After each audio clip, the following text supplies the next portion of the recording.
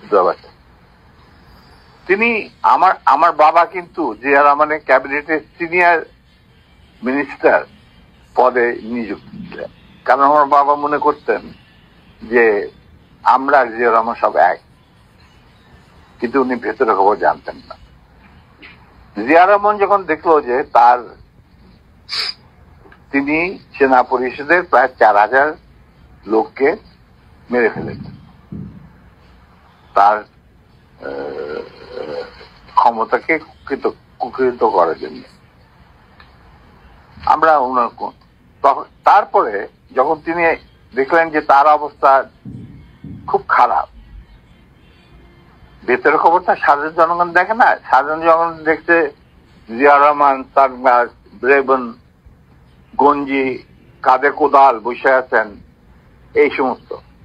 কিন্তু ভেতরে যে কি হচ্ছিল আসল ক্ষমতা কেন্দ্রে, সেই সম্পর্কে সাধারণ জনগণ জানারও কোনো স্কোপ ছিল না, তারা জানতেন না।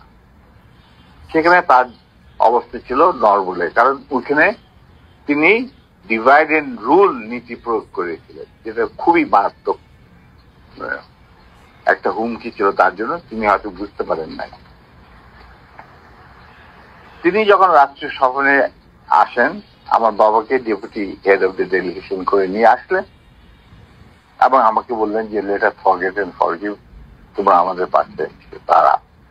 আমরা বললাম স্যার এটা আপনার পক্ষে, আপনার বললেন আমি কি ছাত্র, কিন্তু আমার মনে হয় আমাদের পক্ষে সেটা সম্ভব, কারণ এর জন্য সম্ভব না, আপনি আমাদের সহকর্মীদের রক্তে যে রক্তক্ষরণ ঘটিয়েছেন, সেই রক্ত মারিয়ে আপনার পাশে যদি গিয়ে দাঁড়ায়, প্রথম গুলিটা আমাকেই যেতে হবে, মুনাফেক হিসাবে। আমি আপনাকে বাঁচাবো বা আমরাই বা আপনাকে বাঁচাবো, সে রাস্তা তো আপনি বন্ধ করে দিয়েছেন স্যার। এটা কত সালে স্যার? এটা যে জিয়া রহমান কোন সালে গিয়েছিল মনে হয় 81, 76 না 77, সামথিং লাইক দ্যাট। ওই যে ওনার একটাই রাষ্ট্রীয় সফর ছিল চীনে, এটা তুমি দেখে নিতে পারো, আমার বইতে লেখা আছে। আচ্ছা 77 বল। এবং তার সাথে যে আমার কি ডায়ালগ হয়েছে 1 to 1,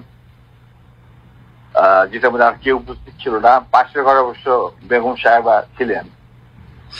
স্যার আরেকটা জিনিস পরিষ্কার হয়েছে স্যার, আপনি কি একটা বলছিলেন যে কোরআন শপথ করা হয়েছিল, মানে কি আমি বলি শোনো, এই যে সেনা পরিষদ, আমরা যখন ভারতে যুদ্ধ করছিলাম, যখন আমরা বুঝতে পারলাম ভারতের গেম প্ল্যানটা, তাদের একটা সুদূর প্রসারী চক্রান্তমূলক একটা পরিকল্পনা রয়েছে, বাংলাদেশকে প্রথমে ক্লায়েন্ট স্টেট, তারপরে অঙ্গভূত করা, সিকিমের মতো। আর সেখানে লেন্দুদ্দোজি ছিলেন, আমাদের মুজিবুর রহমানকে বানানো হলো তাজউদ্দিন, আর পরে মুজিবুর রহমানকে বানানো হলো সেই লেন্দুদ্দোজি। এটা যখন আমরা বুঝতে পারলাম, তখন সমমনা কমান্ডার যারা পলিটিক্যালি কনসিয়াস ছিল ছাত্র জীবনে, ধরো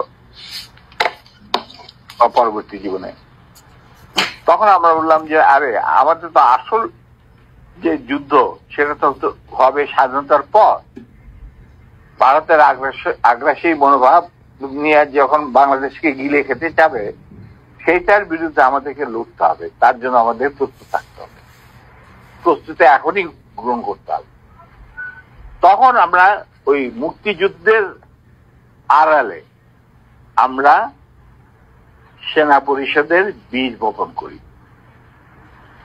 তো তোমার মনে থাকার কথা, যদিও Zia Rahman declaration of independence দিয়েছিল, প্রথমে তিনি নিজেকেই অস্থায়ী সরকারের প্রধান হিসাবে দাবি করেছিলেন, মানে ভাষণে বলেছিলেন। পরে ইন্ডিয়ার চাপে উনি থেকে বদলে যে মুজিবুর রহমানের ইনস্ট্রাকশনে আমি এই ঘোষণা দিলাম স্বাধীনতা। এরপরেও কিন্তু তার প্রতি ইন্ডিয়ান সরকার বা আওয়ামী লীগ সরকার কখনই আস্থা রাখতে পারে নাই। তারা তাকে সেক্টর কমান্ডারের অবস্থান থেকে সরিয়ে এনে সেট করে দাম করে এক সেফ হাউসে, মানে আমাদের কিছু সেফ হাউস ছিল যেখানে আমরা থাকতাম বা আমাদের সাথীরা চলে আসত। কল্যাণী মানে এই